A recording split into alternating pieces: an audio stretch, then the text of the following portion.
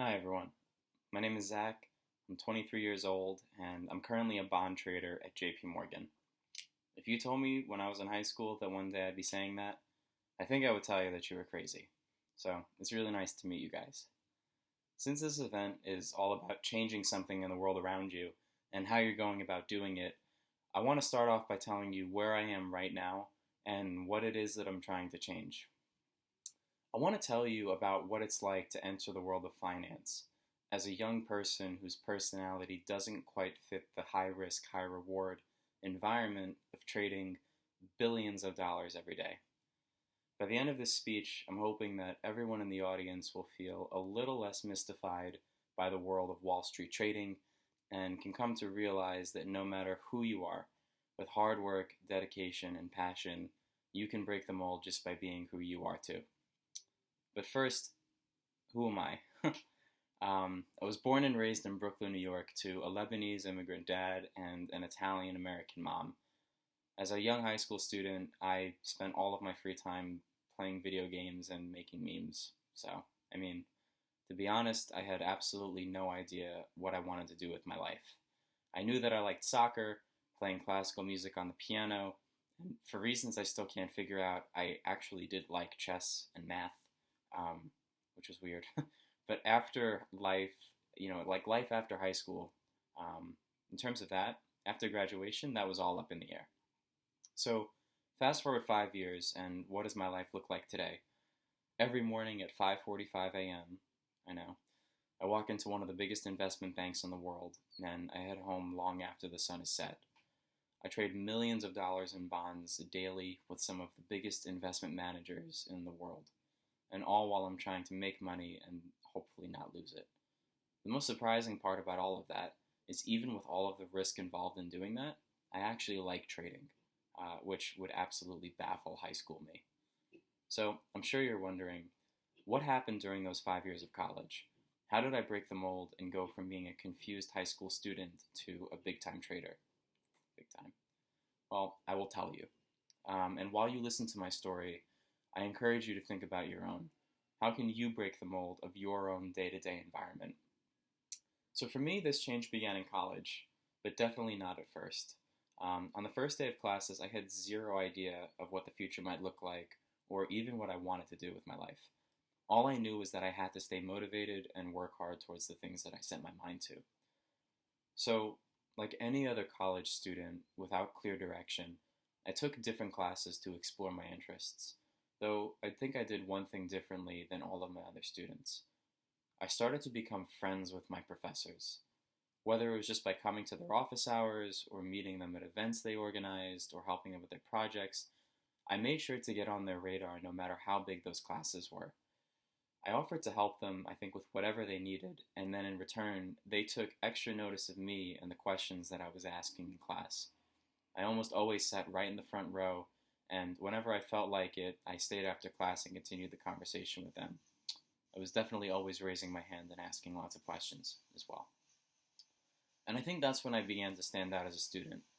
I gained a reputation of being one of the most proactive students in the whole school, and I think as it turns out, professors really like proactive students, and they tend to give A's to them too. I'm talking about the ones who sit in the front and raise their hand a lot and definitely go the extra mile outside of class. And this is one of the most important lessons that I learned as a college student. Taking initiative, asking more questions, getting to know the senior people around you, that's a gateway to being successful even outside of school. So one professor took a real liking to me.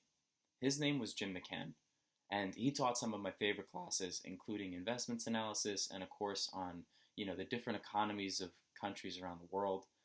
He had worked at JP Morgan before, and I think as a favor for helping him out in school by going to his events and setting up projects together, he introduced me to the idea of working in banking right out of school. I would hang out in his office and eat lunch with him, and so he began to connect me with his former students who had taken that same journey into banking before.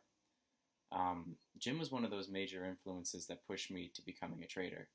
And without that experience, I don't even know if I would have thought about doing anything in an investment bank in the first place. So junior year rolls around, and the recruiting process for big internships that would lead to even bigger opportunities was ramping up. And honestly, even though I was still taking initiative wherever I could and learning about the world of banking, I still felt kind of lost about exactly what it was that I wanted to do outside of school. Conveniently, I think my roommates at the time were all interested in trading. And though these were incredibly talented guys with a lot of connections and drive and determination, they kind of fell behind with their schoolwork. And that's where I came in. So, from all of the years of being a good student, I had a near perfect GPA and a lot of useful academic skills. I started to help my roommates and other friends by tutoring them in their classes. I helped them with their homeworks, I taught them lessons they missed, I did review sessions with big groups for their final exams, all on my own. And in return, those friends that already had trading and big bank experience started to teach me more about trading. They repaid me by teaching me everything they knew about trading and convincing me that I had what it took to become a risk taker, to make big decisions quickly, recognize patterns in markets, and make money while doing it. From there, I think that's when I really got serious about recruiting for a job trading in a big bank. And this is another important lesson I learned. Let's just pause and make sure we know that. Trust me when I say, do what you can to maintain the relationships you make as you go throughout life. If you help others and you treat them with kindness, more often than not, you will find that those people will help you and be there for you in ways that you didn't expect. So as it turns out, recruiting and interviewing for a job in trading is no cakewalk. College applications feel like a dream compared to this, I would say. As a student, you apply to like 10, 20, 50, I think even 100 different banks. You put in all of the information from your past experiences. You answer more questions about yourself than you can count. And then you take exams, testing everything from your personality to problem-solving skills, to your ability to read people, to how you handle risk. And then you record videos of yourself answering these prompts to send to the recruiting teams at banks. All of this is in the hopes that you get at least one response, one answer from one bank inviting you to something called a super day, where you interview with several people back to back to back to back. That is like the final boss in the recruiting process if it was a video game. Out of all of the applications I sent to the big banks around the world, only one of them got back to me, and that was JP Morgan.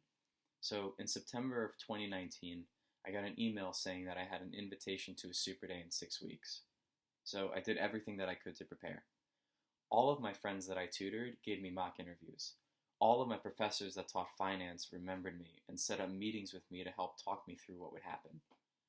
All of their former students that they connected me with got on calls with me and helped me get my confidence up. And then, of course, there was all of the prep that I did myself. Every day, I would listen to a radio station that was talking about trading while I was working out at the gym. I was reading the Wall Street Journal every day, taking notes about articles that I could talk about, following stocks, bonds, commodities, interest rates, coming up with trade ideas, crypto, whatever it was. You name it, I was doing it. But more than that, I was figuring out how to tell my story. And then, at the end of the day, that day came. And the super day happened, and it all came down to that. So even though I had put my whole life on hold to prepare, I was still so nervous walking into that first interview. And the first person who interviewed me could definitely tell. So I thought I was giving good answers to all of his questions, but it felt like I wasn't making a connection with him at all. And for an interviewer to check the box that they want to hire you, they do need to like you, and they do need to think that you're special. So I stepped outside the box, and I started to take risks. In the last 15 minutes of that first interview, I started talking about my life outside of school, and began making comparisons of these interests to trading, like right off the top of my head. And then all of a sudden, this guy, who looked bored by me before, started to light up. And that was crazy. I mean, I was making comparisons to trading players and building a team in FIFA to building a portfolio of stocks. And then he actually liked that I was being creative. And then when I talked about how much I love classical music and how you can recognize patterns in songs the same way you can recognize patterns in markets, he really smiled and opened up to me. As it turns out, he was interested in classical music too. So, of course, I followed up with him afterwards with strong song recommendations and everything. And from there, I think I made a friend. After that, I would say that everything kind of fell into place.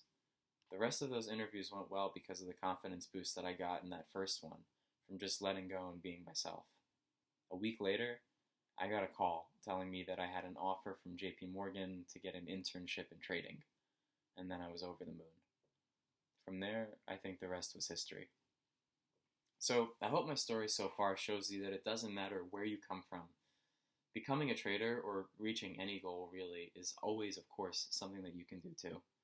Persevere, think outside the box, and then, you'll be surprised how far you can go. So for me, I'm still trying to apply that at work today. I've been trading for 2 years, and I'm still trying every day to grow and develop in new and unexpected ways. Let's be real though. I mean, trading is intense. For all of the money that you can make trading, you have to take on a lot of risk, and you always have to be on top of your game, because no matter who you're trading with, a company or a client will always want the best price if they're trading with you, and that means the most money for them and the least money for you. So when you spend most of your day in that kind of pressure cooker, you're usually feeling really stressed out. And then it's easy to slip up and yell at somebody who annoys you or upsets you. Trust me when I say it is not fun to have that happen to you. And that's actually what I'm trying to change within the world of trading. I'm trying to respond with kindness and a helping hand no matter who is approaching me or how they're doing it. Whether it's a senior trader, a client, a boss, someone from another team, someone who's annoyed, whatever it may be, I'm doing my best to take the person I am outside of work and bring that to who I am at work. Someone who wants to make friends, who wants to help, and wants to teach others the value in trading.